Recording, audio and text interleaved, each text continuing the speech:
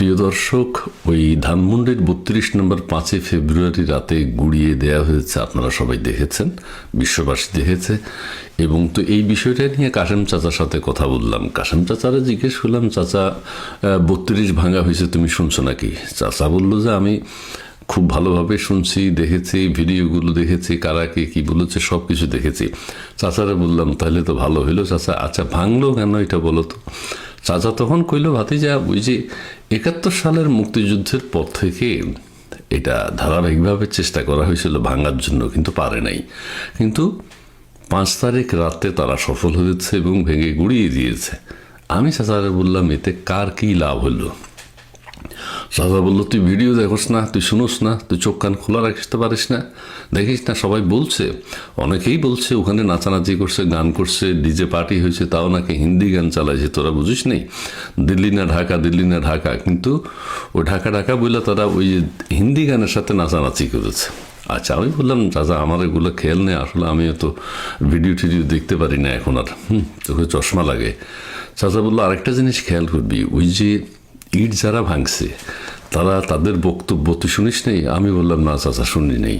চাচা কইল যে ওখানে তো বেরিয়ে এসছে, ওরা ফেরেশতাকে দেখেছে, ফেরেশতাদেরকে দেখেছেন, তারপরে ফেরেশতারা তাদের ভাঙার ব্যাপারে সহযোগিতা করেছে, তারপরে ফেরেশতারা বলছে যে ওখানে প্রতিটা ইট যারা ভেঙেছে তারা 10টা না কি করে পাবে, এবং যে যে হাজার হাজার ছেলে মেয়েরা না, ছেলেরা যে সেখানে আসছিল প্রত্যেকের 10 নেকি, এবং তারা বেহেশতে যেতে তাদের সুবিধা হবে।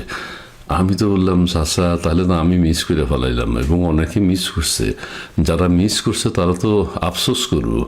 10টা না কি করে, এখানে তো অনেক ইট, হাজার হাজার লাখ লাখ ইট ছিল চাচা, একটা দুইটা ভাঙতে পারলো তো কিছু নাকি পাওয়া যেত। চাচা বললো যে ঠিক আছে, যারা যায় নাই তারা বঞ্চিত হয়েছে, ভবিষ্যতে ভাঙা টাঙার ব্যাপারে যদি আরও দরকার হয় তারা সেটা করবে।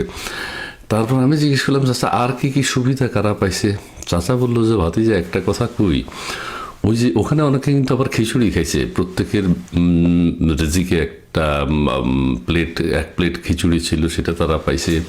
তাছাড়া আমি বললাম, চাচা একটা জিনিস তো খুব মনে হইতেছে। চাচা বললো কি? আমি বললাম, বুলডোজার যে চালাইছে, বুলডোজার চালাইছে সে তো বেশি নাকি পাই গেছে।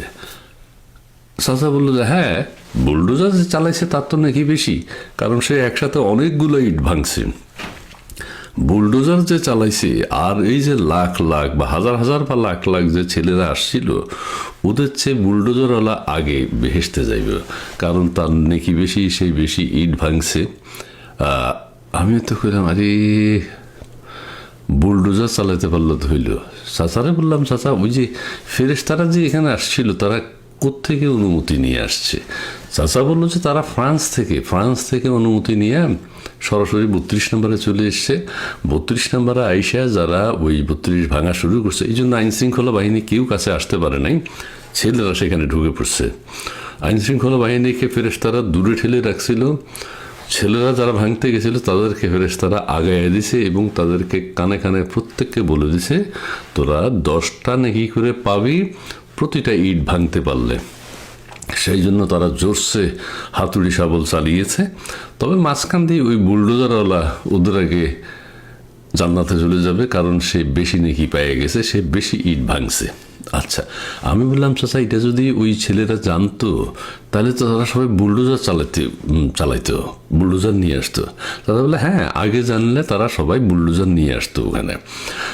আমি বললাম, চাচা ওই আয়নাঘর বলা হয়, আয়নাঘর নাকি কেউ দেখে নাই, কোনোদিন দেখে নাই, ওখানে নাকি আয়নাঘর পাওয়া গেছে, নতুন একটা বিল্ডিং হইতেছিল, এখনো হয় নাই, স্ট্রাকচার দাঁড়িয়েছে, ওখানে নাকি আয়নাঘর পাইছে। চাচা বললো যে তোর চোখ কান খোলা নাই, মাথা ছোড়ো, তুই বুঝিস না, ওখানে এই আয়নাঘর প্রত্যেকের দালানের নিচে আছে। হাই রাইজ বিল্ডিং যেগুলো হয়েছে না, প্রত্যেকে সারা বাংলাদেশে যারা হাই রাইজ বিল্ডিং করছে ওদের বিল্ডিংয়ের নিচে আয়নাঘর আছে। আমি বললাম, কি কও চাচা, প্রত্যেক বিল্ডিংয়ের নিচে আয়নাঘর কেমনে হয়?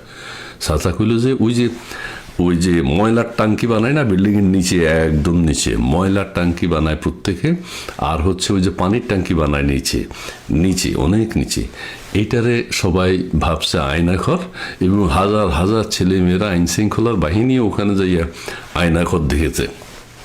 যে ময়লার ট্যাঙ্কি আর পানির ট্যাঙ্কিকে দেখে সবাই তবু আয়নাঘরের স্বাদ মিটাইছে তারা, কারণ ক্যান্টনমেন্টের ভিতরে যাই তো আয়নাঘর দেখতে পারে নাই। আমাদের প্রধান উপদেষ্টা এখনো আয়নাঘর দেখতে পারে নাই। তো চাচা কইল যে প্রধান উপদেষ্টা ওই আয়নাঘর দেখতে আসতে পারে, কারণ ওনার তো ক্যান্টনমেন্টের ভিতরে যাওয়া যে আয়নাঘর আছে সেটা নিষেধ। কাজে এখন আমাদের প্রধান উপদেষ্টা তিনি 32-এ এসে সাংবাদিকদেরকে নিয়ে যদি আয়নাঘর মানে ওই যে পানির ট্যাঙ্কি আর ময়লার ট্যাঙ্কিটা দেখে যান, তাইলে তবু আয়নাঘরের একটা ফিল তিনি পাবেন। আমি বললাম চাচা এই মুহূর্তে আসলে দেশে থাকলে আয়নাঘরটা আমরা যাই দেখে আসতে পারতাম। চাচা বললো যে দেখার দরকার নেই, তুই ভিডিও একটু সার্চ কর, খুঁজে দেখ, আয়নাঘর পাবি, কে কত নেকি পাইছে সেগুলো পাবি, এবং দিল্লি না ঢাকা বললে যে সবাই হিন্দি গান গাইছে, হিন্দি গানের সাথে নাচছে, সেটাও দেখতে পাবি, আর বহু কিছু দেখতে পাবি।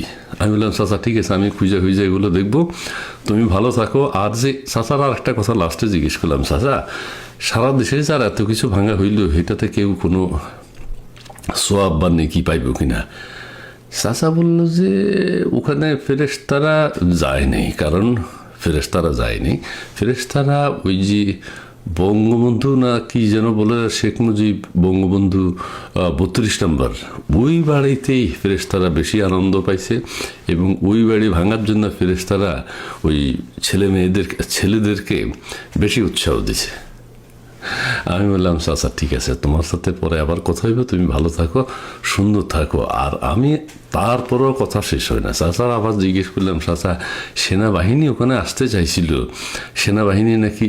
চাচা বলল যে সেনাবাহিনী, তোরে বললাম না সেনাবাহিনীকে ফেরেশতারা দূরে সরাই দিছে, ফেরেশতারা সেনাবাহিনীরা আসতে চাইছিল বহু জোর কইরা, কিন্তু ফেরেশতারা ওনাদেরকে দূরে সরাই দিচ্ছে, দেখোস নাই? আমি বললাম চাচা আমি দেখি নেই, সেনাবাহিনী ওই 32-এ ঢুকতে চাইছিল, কিন্তু ফেরেশতারা তাদেরকে ধাক্কাইয়া পিছনে সরাই দিছে, এই জন্য তারা বাইরে দাঁড়াইছিল।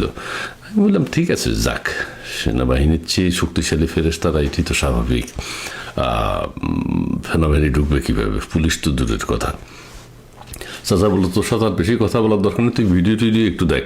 আমি তখন চাচারে কইলাম চাচা ঠিক আছে, আমি ভিডিওতে খুঁজে দেখবো আর কি পাওয়া যায়।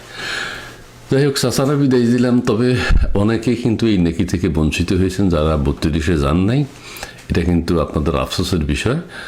আর ভবিষ্যতে যদি 32 আবার হয়, আপনারা সবাই ভাঙতে যাবেন, এবং প্রতিটা ইটে 10টা করে নেকি পাওয়া যাবে, এবং ফেরেশতা দেখতে পাবেন। কারণ আমাদের ইচ্ছা, আমাদের চাওয়া, আমরা যদি ফেরেশতা বৃন্দকে দেখতে পাই, আমরা জীবনের আমাদের একটা বড় সাফল্য হবে এটা।